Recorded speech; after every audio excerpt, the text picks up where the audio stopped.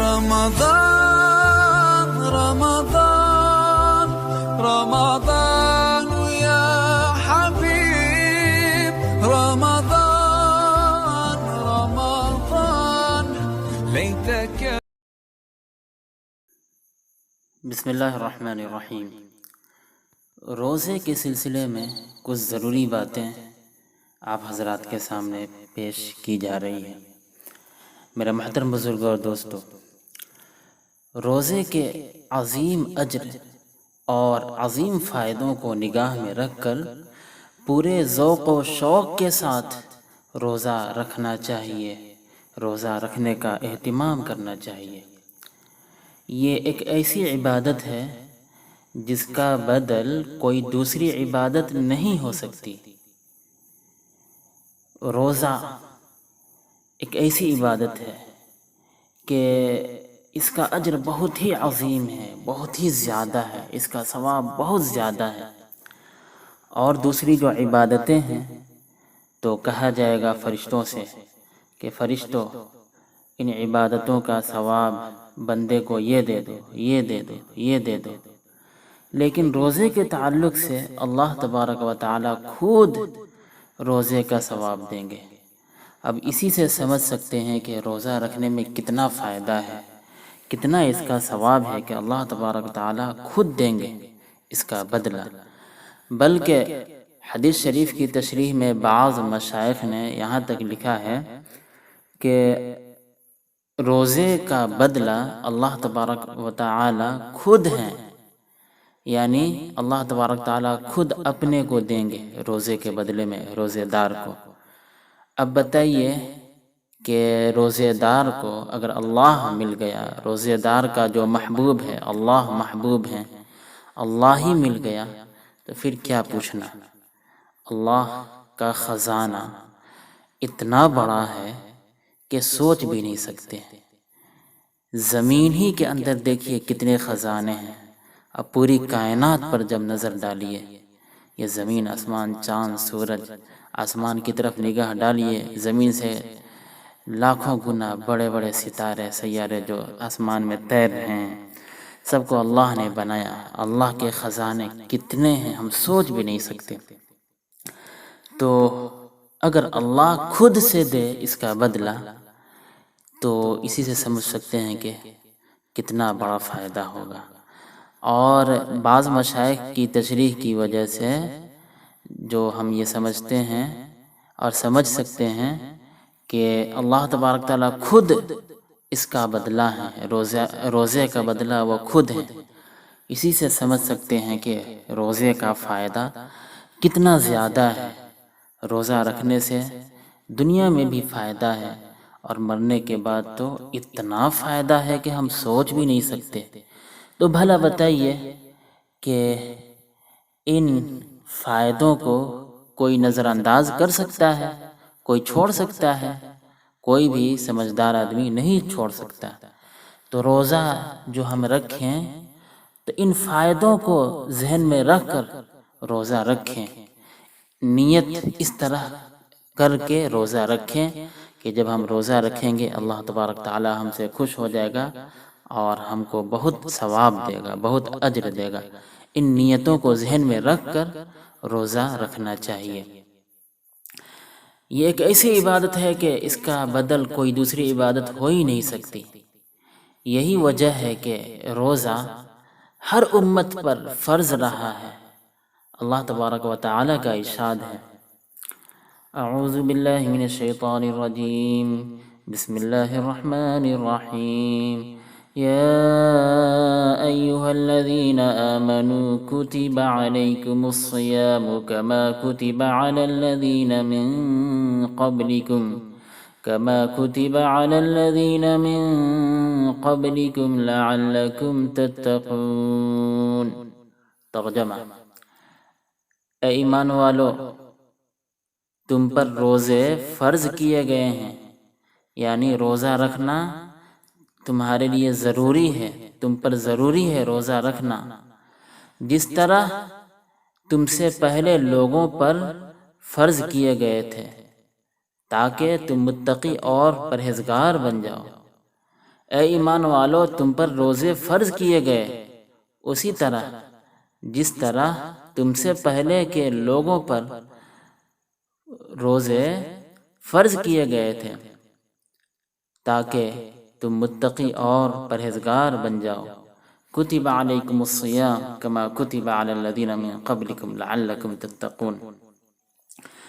نبی کریم صلی اللہ علیہ وسلم نے روزے کے اس عظیم مقصد کو یوں بیان فرمایا، جس شخص نے روزہ رکھ کر بھی جھوٹ بولنا اور جھوٹ پر عمل کرنا نہ چھوڑا تو اللہ تعالیٰ کو اس سے کوئی دلچسپی نہیں کہ وہ بھوکا اور پیاسا رہتا ہے۔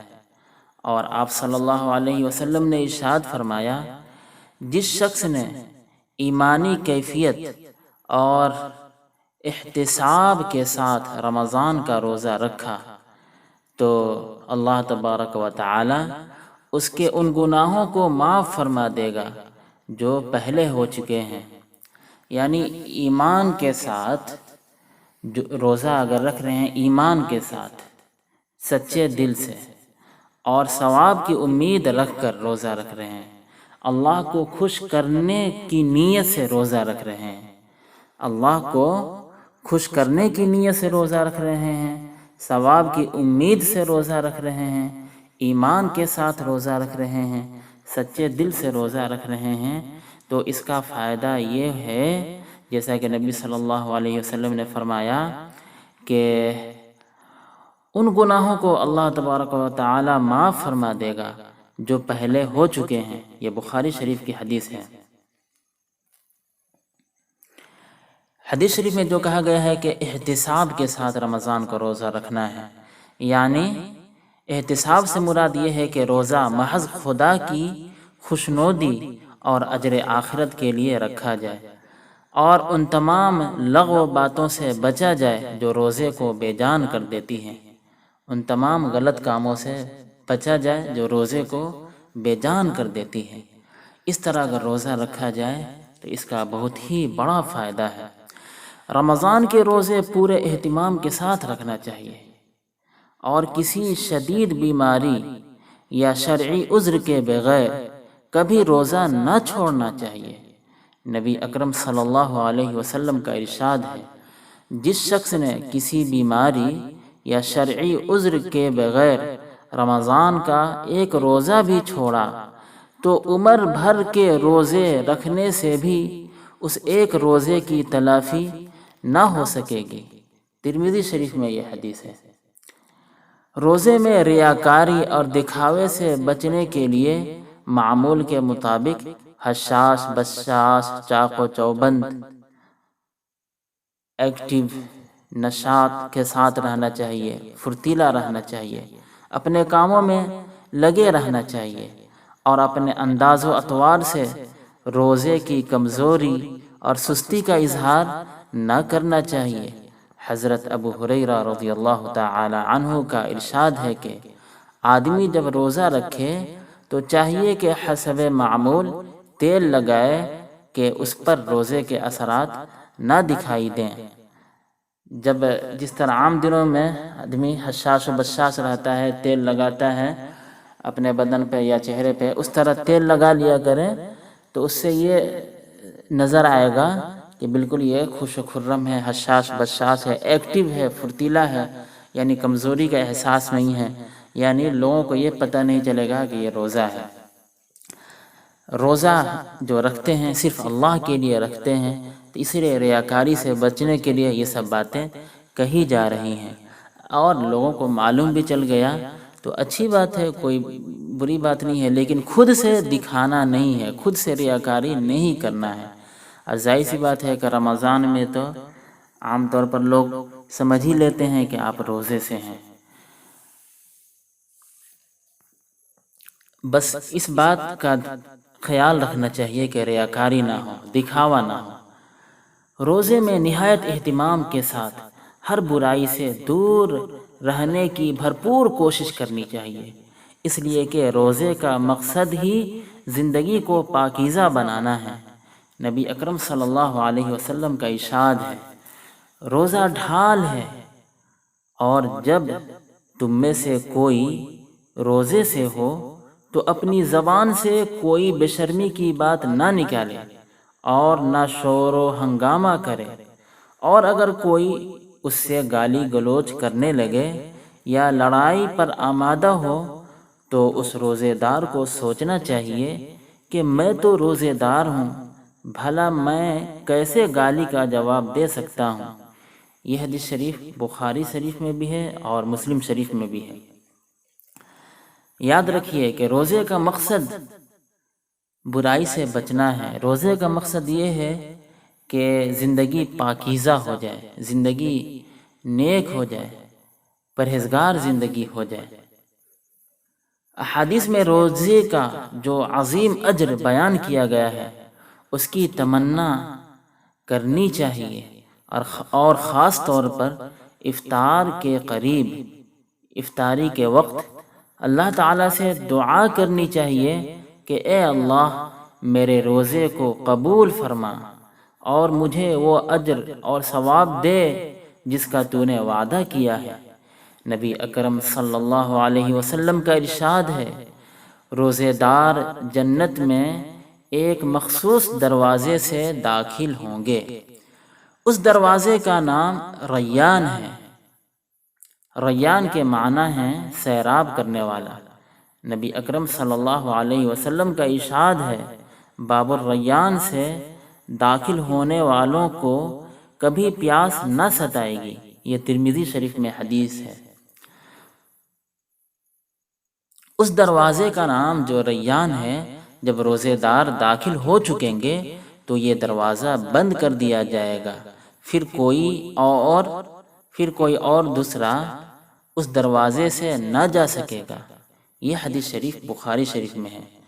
اور رسول اکرم صلی اللہ علیہ وسلم نے یہ بھی فرمایا کہ قیامت کے روز روزہ سفارش کرے گا، قیامت کے دن روزہ سفارش کرے گا اور کہے گا، اے اللہ، اے پروردگار، میں نے اس شخص کو دن میں کھانے پینے اور دوسری لذتوں سے روکے رکھا، اے اللہ تو اس شخص کے حق میں میری سفارش قبول فرما، اور اے اللہ، اور اللہ تبارک و تعالی اس کی سفارش قبول فرما لے گا۔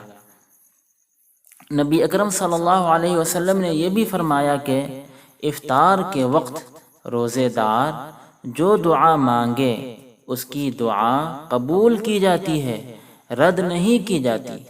یہ ترمذی شریف میں حدیث ہے۔